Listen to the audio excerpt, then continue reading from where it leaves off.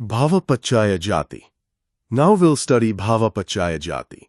Because of kamma bhava, because there's becoming, as a condition, birth arises. Jāti is birth. Strictly speaking, Jāti is the arising of aggregates. Maybe one aggregate, maybe four aggregates, or perhaps five aggregates. If it's a mindless being, there's just one aggregate, right? For formless beings, it's four aggregates. And it's five aggregates for the remaining 26 planes of existence. So Jāti is the five aggregates. The beginning of a new life is called Jāti.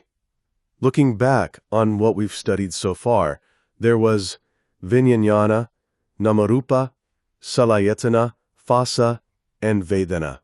These are five aggregates, right? We can say that Jāti is Vijnana, but it's also Namarupa, right? Though we use just a one-word term, Jāti, we need to understand that it means Vijnana, rebirth consciousness, Namarupa, and Salayatana.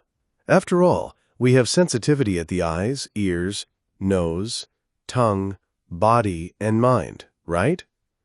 Additionally, there is Phassa, contact, and Vedana, feeling. In addition to using the word Jāti, we might sometimes use the word khanda, which also means aggregate. Other times, we might refer to these aggregates individually and say Vijnana, Namarupa, Salayatana, Phassa, and Vedana. It's all the same. It's all Jāti. Jāti has four ways of forming a new life. In other words, we can say that there are four kinds of Jāti. I think we already studied this in the second chapter of the second book. What are the four? 1. Moisture-born beings. 2. Womb-born beings. 3. Egg-born beings. 4. Spontaneously born beings. These are the four kinds of beings. When you hear the word Jāti, know that it refers to these four kinds of beings.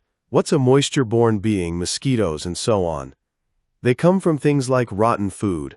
Food rots, and then you see worms, right? These are examples of moisture-born beings. This is Jāti. Kamma bhava paccayā Jāti. Dependent on kamma bhava, there is Jāti. Thus, they became moisture-born beings. According to some Jātika stories, there were beings born from lotuses. These were also moisture-born beings. Other moisture-born beings emerged from tree cavities.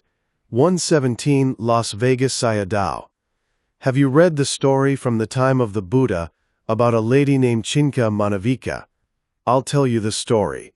During the time of this story, our Lord Buddha was already very famous, much more so than other religious teachers of his time. As such, they felt jealous of him. These teachers convinced Chinka to claim pregnancy, stating that the celebrated and celibate Buddha was the father.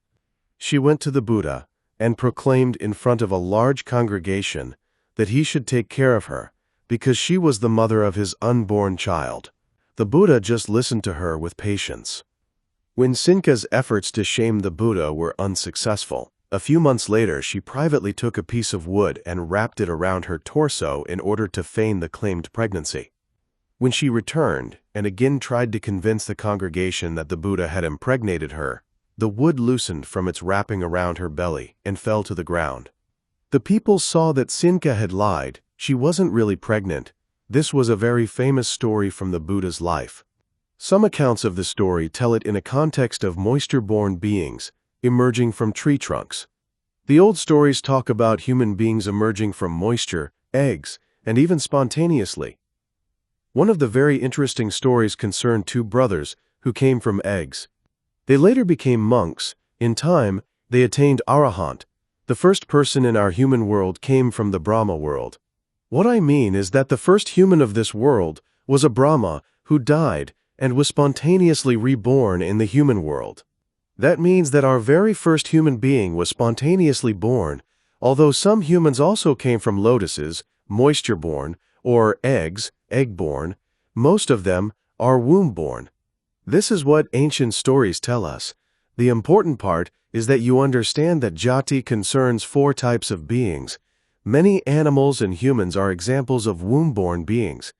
Egg-born beings are creatures like chickens. Spontaneously born beings include spirits, hell beings, some ghosts, angels, and gods.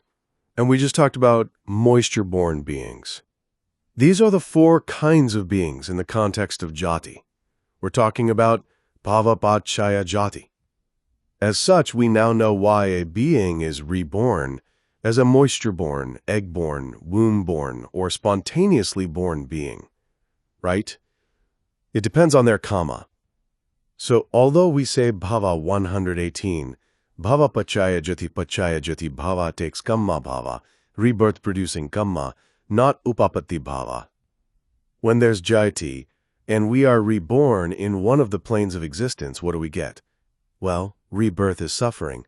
This is what the Buddha said. Aging is suffering too, and so is death. So what do we get? Suffering. This is why the Buddha said that, whatever we do, don't pray or wish for another existence after death, because if you have Jāti, you will have suffering. You spend a lot of money on donations and spend a lot of time observing precepts. Still, you suffer a lot. Be patient when you practice meditation. If your wish is to be reborn again, that means that you're spending all this time and all this money for what? For more suffering. It shouldn't be like this. Instead, reflect, may the power of my merit be the cause of the end of my suffering. This practice should not be the cause of our suffering, right? What's the end of suffering? Nibbana, or supreme bliss. Few people understand that Jāti is suffering. When there's avidya, ignorance, deeply latent in our hearts, although we try to be good people and wish for a good life in our next rebirth, we don't see that Jāti, rebirth, is suffering. Who doesn't know this? Avidya, the absence of knowledge about suffering.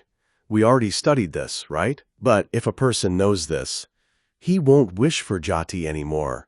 He won't wish for suffering. 119.